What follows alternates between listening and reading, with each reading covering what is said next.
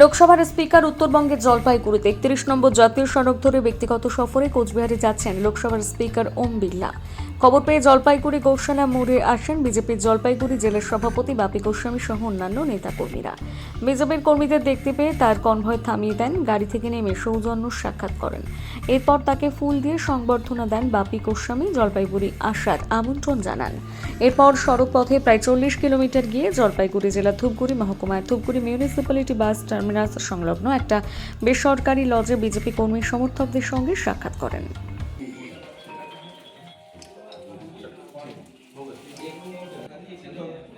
কৃষ্ণ একটু সাইড দাও। বাইরে যান চাটা আনতে দাও